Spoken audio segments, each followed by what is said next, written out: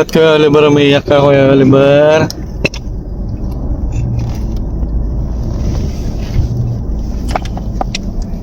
Naalala niya siguro yung mga fight na nakaraan niya. May time na iiyak siya, no? Ngayon lang siya nakalabas. Sa loob ng 15 taon ba naman nakakulong lang siya doon? Tapos makita nga nyo ng mundo, ano? Nananakit ba to? Noon daw nananakit, pero iwan ko lang ngayon. So 16 years na siyang ganyan. 16 years. Umawa naman, ginawa na parang na siyang baboy. Kuya, ano pangalan mo? Parang baboy talaga ang nangyari. Wala nang bihisan. Diyos ko po. Ay, tignan nyo mga kababayan. No? Tignan nyo yung hair niya. Kuya Oliver, huwag kang magalit ha. Lilinisan muna namin ikaw ha. Hindi kami kaaway ha. Mga kaibigan kami ha. Aayusin natin yung buhay mo ha. Eto, ganito itsura ng buhok mga kababayan na 15 taon. Ito yung tae na natigas, natuyo na. No? Hindi masakit. Mabigat lang. Lagyan mo powder. Pag malinis na yung whole body niya, saka natin tanggalin naman yung short niya.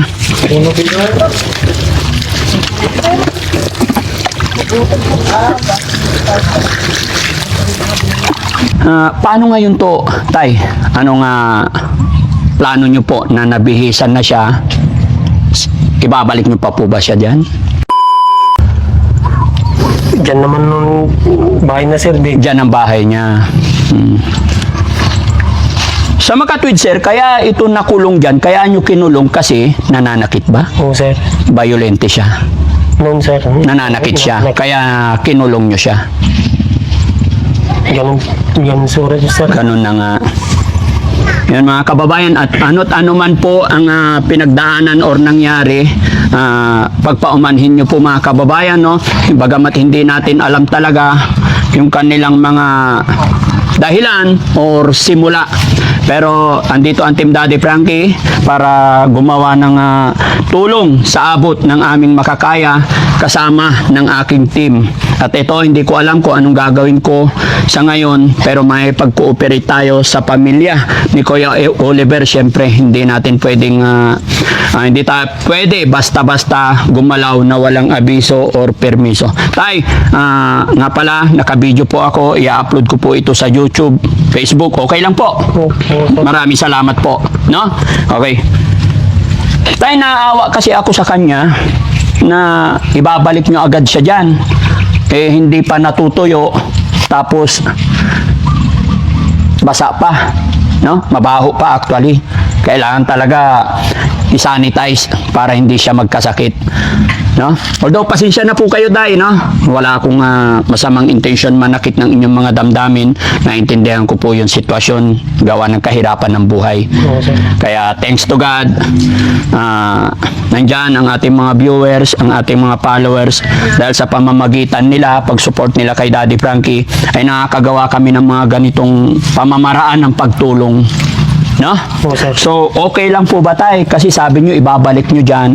Okay lang po ba sa inyo na iuwi muna namin siya sa shelter kahit 10 araw para makulture natin yung kanyang katawan, mapakain ng maayos, makatulog ng maayos? Oo sir, salamat sir, yan ang plano nyo. Okay lang po sa inyo? Oo sir. Matanong ko lang sir, itong kapatid nyo po ba mula nung sa loob ng 15 taon, wala po ba kayong nakitang nagkakasakit siya or yung malalang sakit bukod sa kanyang depression? Noon sir, hindi na makakain, kaya Hindi siya makakain noon. noon sir, hindi na makakain. Gaano katagal yung... Kaya isang araw lang naman sir. isang araw lang. Bukod doon, tayo mga kakaibang sakit, bukod sa kanyang depression, may mga naramdaman po ba kayo? Wala na yata nang nakikitang siyang hindi naman cancer.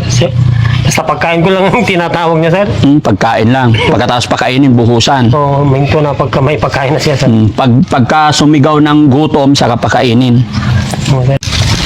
Father, come on, David. Ay, wag na pumasok doon. Dito tayo.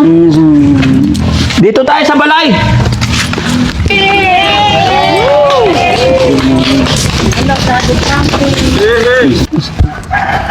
Masakit? Masakit? Hindi, okay lang. Yan. Masakit. Hindi masakit yan. Ay! Pupunta natin David ka, no? Ay, David ka na. Pero sabi niya, Oliver. O, tara, lipat ka na dun, ha? Lapit muna natin to. Isa dun sa loob. Sino ba isa sa loob?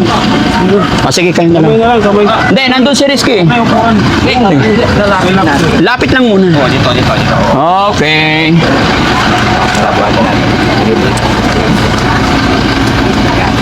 Shirt ko yung bot. Shirt. Sa short.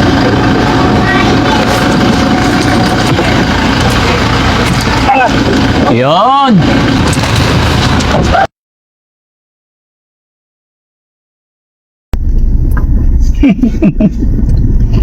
Atang si Kajok.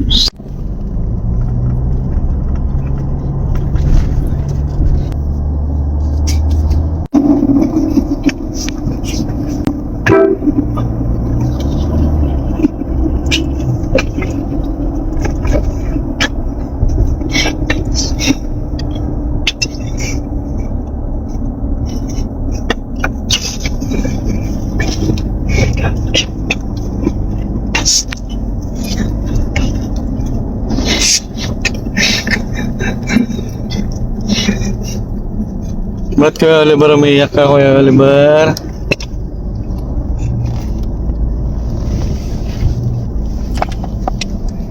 Naalala niya siguro yung mga fight na nakaraan niya. May time na iiyak siya, no? Ngayon lang siya nakalabas. Sa loob ng 15 taon pa naman nakakulong lang siya doon. Tapos makita nga nyo ng mundo, ano? Kaya siguro umiiyak.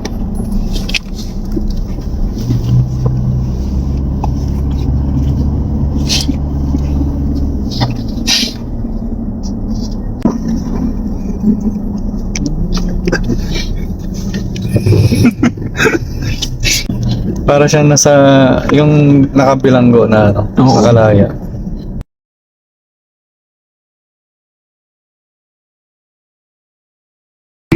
Okay pa naman yung itsura niya eh, no?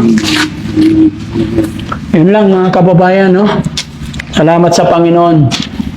Nailipat natin siya kaysa naman nandoon siya sa kulungan niya na kasama, tubig, tae, lahat. So dito lang muna, no? Pahinga muna bago natin siya dalhin sa loob ng bahay, mga kababayan. Ang maganda dito para malinisan, painumin ng tubig. Ha? Exercise pa mga tayo. Oo, hindi. Siyempre, 15 years kang nakaganyan lang. Di ba? Kaya hirap. Pero mga 5 araw, 10 araw, ganyan lagi. Kasi may sugat siya, may eczema. May sugat, kaya pala masakit. No? May sugat na, no? Oo. May sugat na yung dito niya. Kabila. O yan. Pero dati kasi nakaganyan lang. O ngayon nakaupo na sa upuan hanggang sa katagalan. Pag natuyo na yung sugat niya, kaya pala ayaw niya iganyan. Kasi paano hindi magkakaganon? Nakapantalon siya for 15 years. Tapos yung tae niya, nakapantalon. Doon lang yung tae niya. Diyan nalalaglag, naipon. Okay ka lang? Dito ka muna titira, ha? Kuya Oliver? Anong pangalan ko? Anyaynagan ko? Lakay? Anyaynagan ko? Daddy Frankie? Ha? Ako si Daddy Frankie. Ikaw, anong nagan mo? Ha? Anyaynagan mo? Kanina nagsasalita to eh. Ganyan lang talaga yan, mga kababayan. Daming lisa. Anong oras na? Mamaya pag malamig na hapon, gupitan natin razor. Charge niyo yung mga razor, no? Tapos para kukulture natin yung katawan niyo, mga kababayan. Give me 5. Give me 5. Busog to eh. Ubus niya yung yung isang supot na sliced bread. Naubos niya, give me 5. Makainin niyo plastic ah.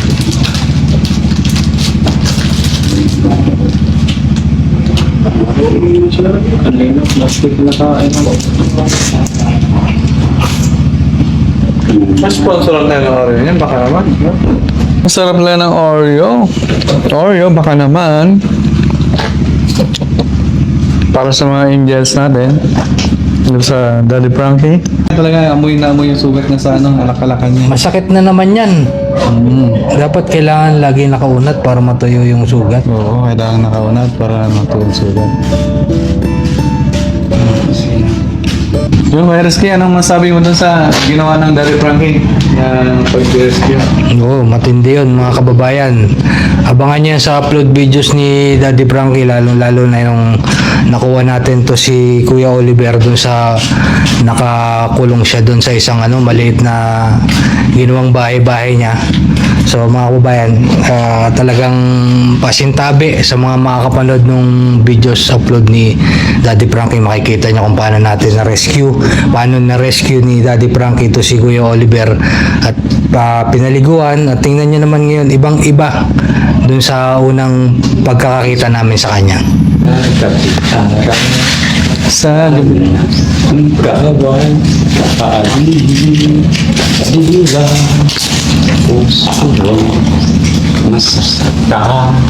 galing. Pangako sa'yo.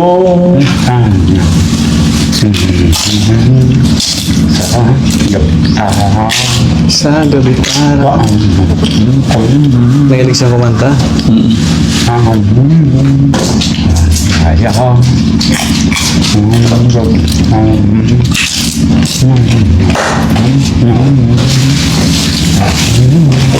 Kain tayo!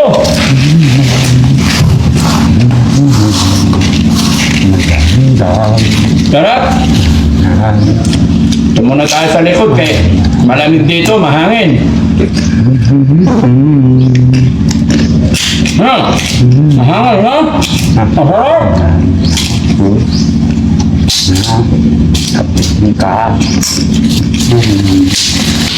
Sa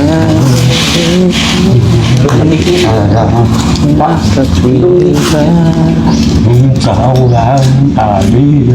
ikaw lang, mamahal. Puso ko bang papatay? Ano yung kinakanta tayo doon sa bulungan niya kanina? Ako nga ako sa'yo. Puso ko nakakasam. Yan lang naman masasaktan. Puso ko masasaktan. Susunod